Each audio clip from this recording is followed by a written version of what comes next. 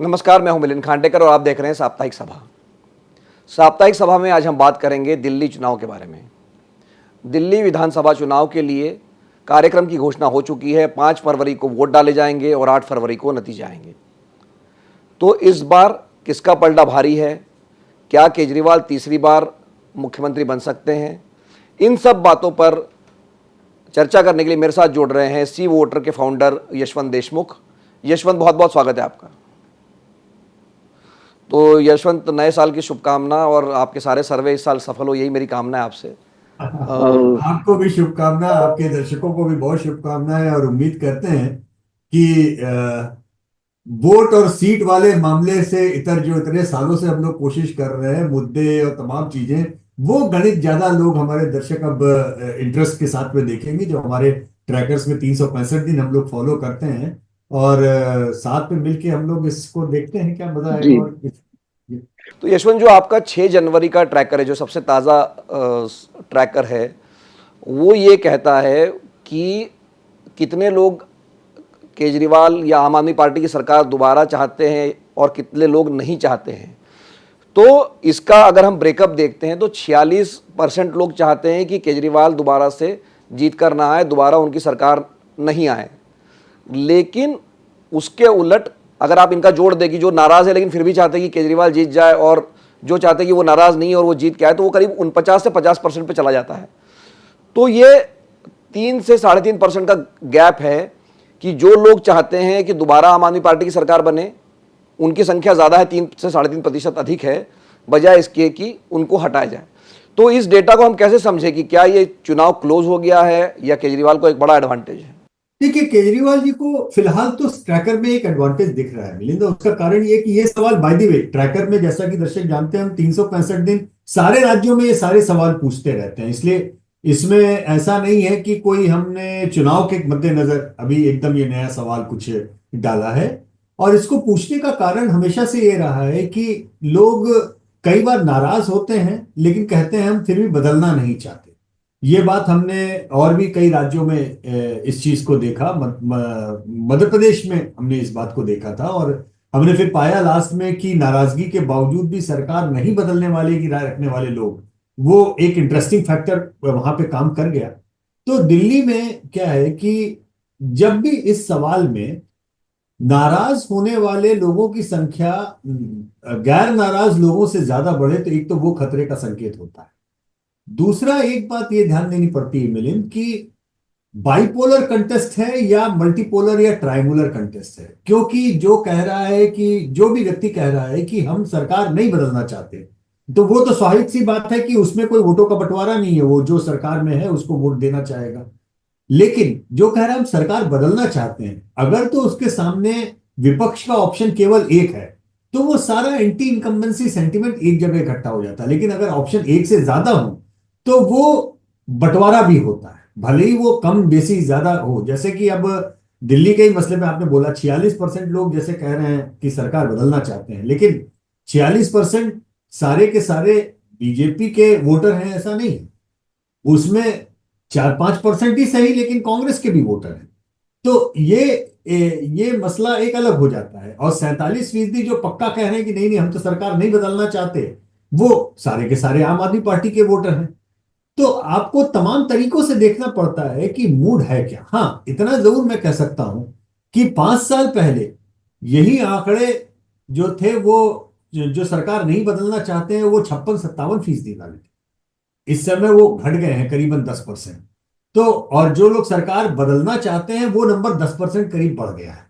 तो 5 साल या 10 साल के आप आंकड़ों को अगर ट्रैकर में देखें, तो आप ये पाएंगे ये तो असर पड़ा है, एंटी इनकम्बेंसी हुई है।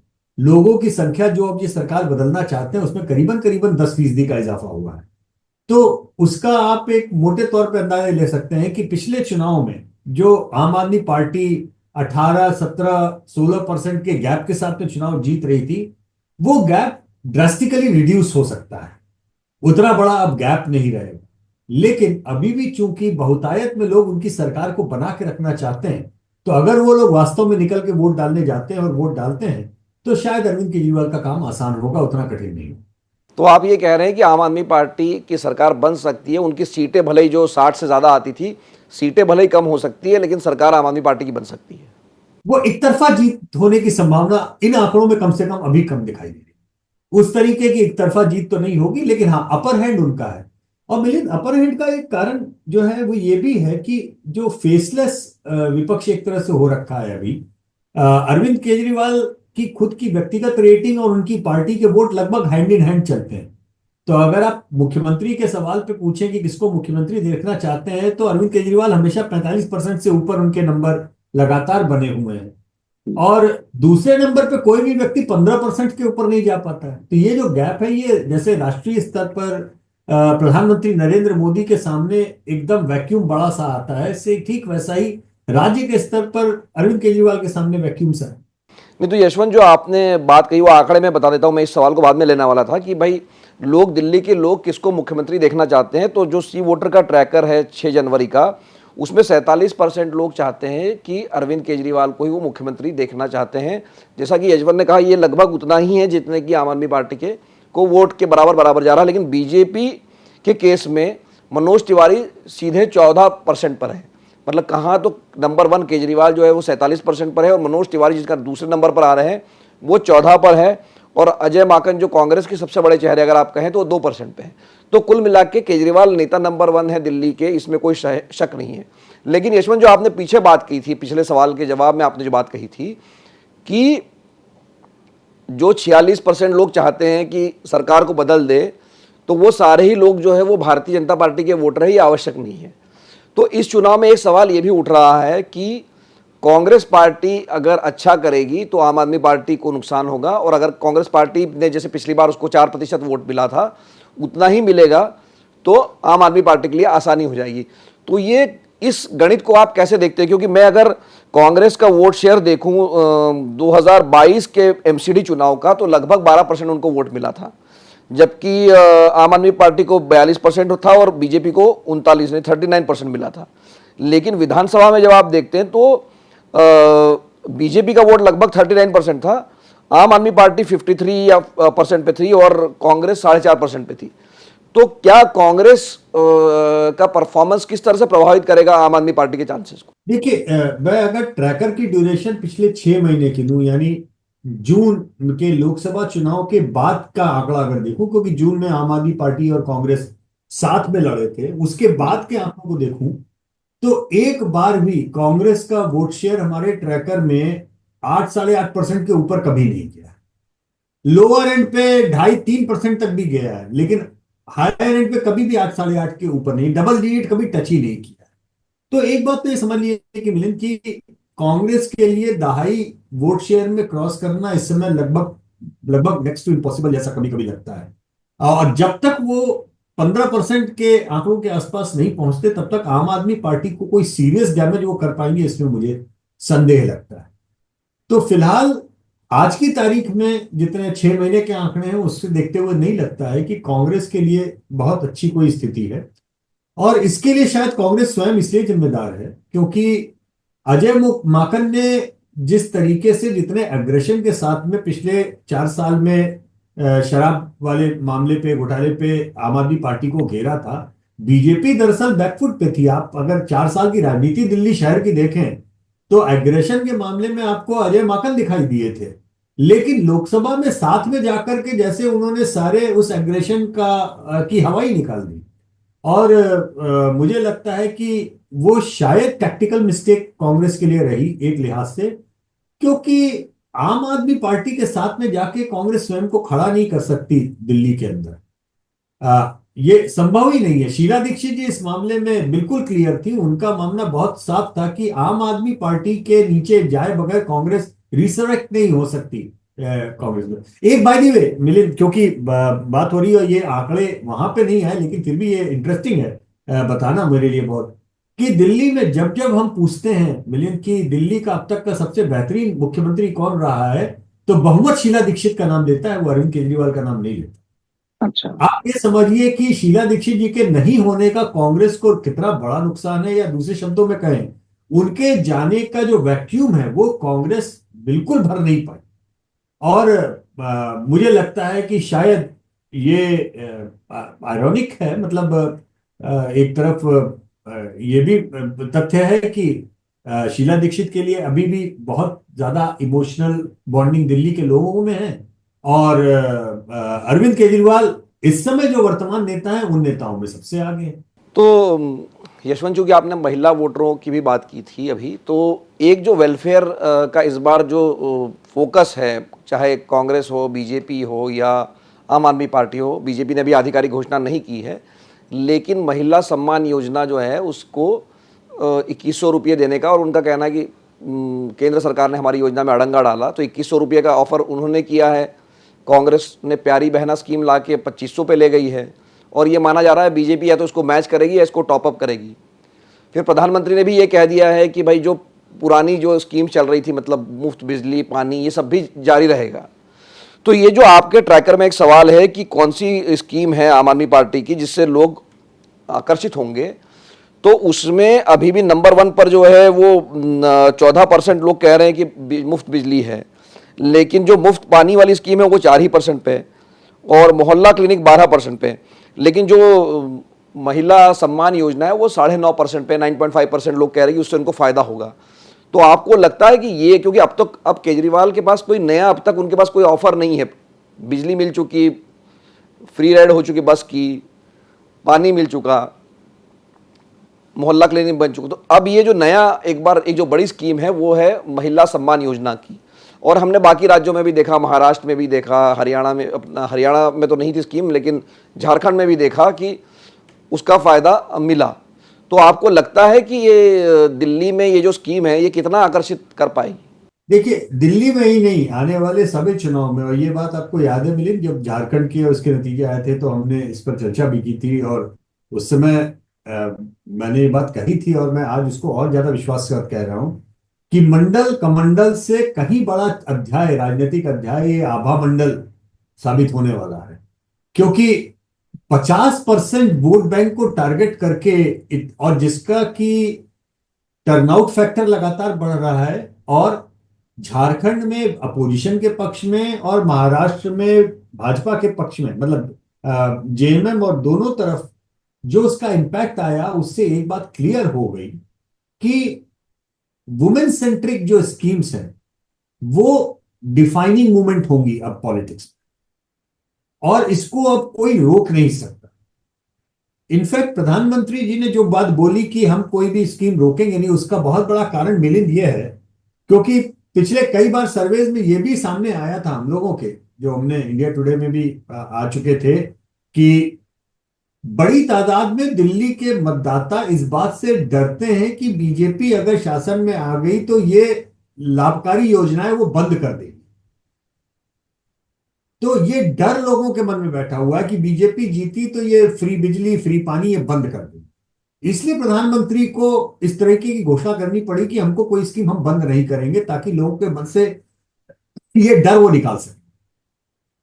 अब बचता है महिला वोटर्स का, आपने जो सवाल किया।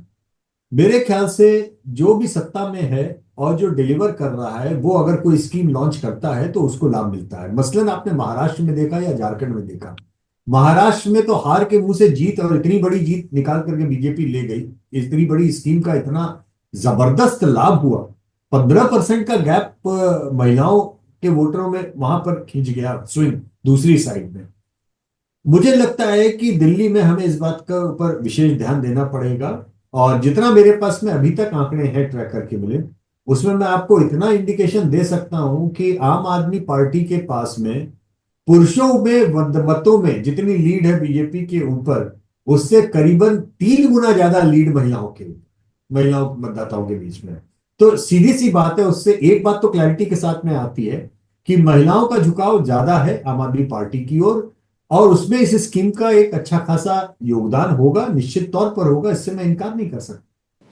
नहीं तो यशवंत, दो एक तो फ्री बिजली पानी या जो वेलफेयर के अलावा जो एक एजेंडा अब जो था अरविंद केजरीवाल का, वो था वो भ्रष्टाचार के खिलाफ लड़ेंगे। और हमने देखा कि पिछले 5 सालों में उनकी सरकार पर ही शराब घोटाले का आरोप लग गया, खुद अरविंद केजरीवाल को, मनीष सिसोदिया को, इनको भी जेल जाना पड़ा। तो ये जो आपका ट्रैकर है उसमें जब आपने सवाल पूछा है कि केजरीवाल और उनके मंत्रियों की जो गिरफ्तारी हुई है उसका चुनाव पर क्या असर पड़ेगा, तो एक बड़ा तबका ये कहता है कि 35% लोग कहते हैं कि बीजेपी के वोट बढ़ेंगे इससे, जबकि 14% 15% लोग कहते हैं कि आम आदमी पार्टी के वोट बढ़ेंगे बढ़ेंगे और करीब 30% लोग कहते हैं कि नहीं, इससे जी कोई चुनाव में कोई फर्क नहीं पड़ेगा। तो ये तीन अलग अलग तरह का डेटा, एक डेटा जो कह रहा है सबसे ज़्यादा वर्ग है कि वो लगता है कि इससे बीजेपी को फ़ायदा होगा, और दूसरा लगभग अगर आप जोड़ लें कि आम आदमी पार्टी को फ़ायदा होगा या कोई फ़र्क नहीं पड़ेगा, वो 44% पे चला जाता है। तो इसको हम कैसे देखें कि क्या ये जो भ्रष्टाचार विरोधी प्लैंक था दिल्ली में, जो कि पहली बार आम आदमी पार्टी को जीत दिलाने में बड़ा कारण बना था, वो अब क्या ख़त्म हो गया है या वो अभी भी रेलिवेंट है? देखिए, अभी आपने आंकड़ों को जिस तरह से जोड़ा, मैं उससे सहमत हूं एक्चुअली, क्योंकि मेरा भी मानना यह है कि ये जो 44% वोट का ब्लॉक है ना, जो कह रहा है कि इससे फर्क नहीं पड़ेगा या प्रो आम आदमी पार्टी सेंटिमेंट है, वो एक तरीके का ब्लॉक है। और दूसरी तरफ जो कह रहा है कि नहीं इससे बीजेपी का वोट पड़ेगा, वो बीजेपी की साइड का ब्लॉक है। पहली बात तो ये। दूसरी बात ये कि हमको ये बात समझ लेनी चाहिए, और ये कई सारे स्नैप पोल्स में लगातार हम लोग ने इस बात को पाया है। आम आदमी पार्टी का वो पार्टी विद द डिफरेंस या ईमानदार पार्टी होने का जो टैग है, वो सब अब खत्म हो चुका है। वो जैसे बीजेपी का पार्टी विद द डिफरेंस का टैग हुआ करता था, वो पब्लिक के बीच में नहीं रहा, वैसे ही आम आदमी पार्टी का भी नहीं। तो ये ईमानदारी और करप्शन के अगेंस्ट में वो ये चीजें अब उनके लिए काम नहीं कर रही। जो काम कर रही है वो 10 साल का उनका कामकाज या फ्रीबीज या जो मोहल्ला क्लिनिक या स्कूल वाले में, इन चीजों में जो उन्होंने काम किया है उसका उनको लाभ है। अरविंद केजरीवाल की पॉपुलैरिटी का लाभ है। लेकिन एक इस ट्रैकर के इतर आपको याद होगा कि हम लोग अक्सर एमओटीएन में एक सवाल पूछते हैं कि जो पुलिसिया कार्रवाई होती है या विपक्ष के नेता जेल भेजे जाते हैं, उसमें उसको लोग बड़ी तादाद में राजनीतिक कार्रवाई के रूप में देखते हैं। ये हमारे एमओटीएन के सवाल है दिल्ली के, जो आपको याद होगा हम लोग हर बार पूछते हैं। तो उससे मैं ये निष्कर्ष निकालता हूं कि जहां एक तरफ आम आदमी पार्टी का वो भ्रष्टाचार और इन सब के कैंपेन, तो वो तो ध्वस्त हो चुका है, वो कोई मुद्दा लोग जनता के बीच में नहीं रही है, और ना उसके ऊपर वो बहुत ज्यादा उसके लिए उनको कोई क्रेडिट मिलेगा। लेकिन दूसरी तरफ ये भी है कि इन लोगों का जेल जाना या इनको जेल भेजा जाना, ये भी पब्लिक दरअसल पॉलिटिकल उसकी तरह से रीड करती है कि ये राजनीतिक कार्रवाई हुई है, उस तरीके से रीड करती है। तो नुकसान तो डेफिनेटली अरविंद केजरीवाल को हुआ है, लेकिन वो जेल जाने से ज्यादा शीश महल से हुआ। उसका एक इम्पैक्ट मुझे लगता है कि कहीं ना कहीं छवि पे असर उस कैंपेन का पड़ता है, और ओवरऑल एक एक डिग्रेडेशन 10 साल की बाद में 10 साल के एंटी इनकम्बेंसी सेंटिमेंट के कारण भी पड़ता है। लेकिन 10 साल के बाद में भी अगर वो 46-47% वो पॉपुलैरिटी पे हैं, बने हुए हैं, तो ये भी कम क्रेडिटेबल बात नहीं, कम क्रेडिबल बात नहीं, बड़ी बात है। ये बात दूसरी है कि सामने की तरफ किसी नेता का न होना या प्रोजेक्ट नहीं किया जाना, ये शायद वो भी उस लीडरशिप के वन वे होने में एक बड़ा सहायक उनको बनता है। लेकिन बावजूद उसके मेरा मानना है कि अरविंद केजरीवाल ठीक है, 60% की नहीं है अब उनकी पॉपुलैरिटी, वो घट के 47 हो गई है, लेकिन अभी भी वो नंबर 1 तो है ही। तो बहुत बहुत धन्यवाद यशवंत, इस बातचीत के लिए। हमारे साथ थे सी वोटर के फाउंडर यशवंत देशमुख। सी वोटर का जो ताज़ा ट्रैकर है 6 जनवरी का, वो ये कह रहा है कि ज़्यादातर लोग ये चाहते हैं, दिल्ली के लगभग आधे लोग चाहते हैं कि आम आदमी पार्टी की सरकार दोबारा चुन के आए, जबकि 46% लोग लगभग जो है वो चाहते हैं कि वो चुन कर न आए। तो यशवंत का आकलन ये है इस आंकड़े के आधार पे कि आम आदमी पार्टी को अभी भी एडवांटेज है, क्योंकि जो 46% लोग चाहते हैं कि वो सरकार नहीं आए, वो सारे कोई भारतीय जनता पार्टी के समर्थक नहीं है, उसमें कुछ कांग्रेस के भी समर्थक है। और जब आप भाजपा और आम आदमी पार्टी का फासला देखते हैं तो वो सिर्फ 4% का नहीं रहता है, वो थोड़ा कुछ और बढ़ सकता है। दूसरी जो महत्वपूर्ण बात यशवंत ने ये कही है कि महिला वोटरों में आम आदमी पार्टी का जो गैप है बीजेपी के बनिस्बत, वो ज़्यादा है। पुरुषों के बीच में दोनों पार्टियों में बहुत, शायद एग्जैक्ट आंकड़े उन्होंने नहीं बताया, लेकिन उसमें अंतर कम है, लेकिन जो अंतर महिला वोटरों में है वो ज़्यादा है। तो कहीं ना कहीं जो महिला सम्मान योजना है उसका फ़ायदा होता हुआ अरविंद केजरीवाल और आम आदमी पार्टी को दिख रहा है। लेकिन ये ट्रैकर है, ये सर्वे है, चुनाव 5 फरवरी को होंगे, नतीजे 8 फरवरी को आएंगे। तो तब तक हम इंतज़ार करते हैं